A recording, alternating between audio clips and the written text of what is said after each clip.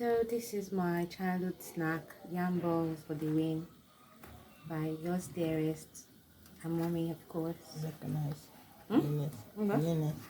Dickiness and Yenes. So we're going to roll it in breadcrumbs. And now... So this is Bisola.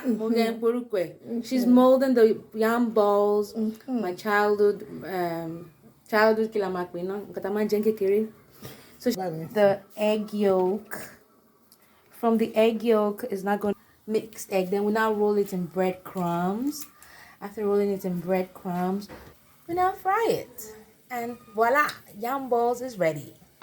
Yam Balls frying. Yam Balls is frying. So we're going to turn it over. So when it's golden brown, we now,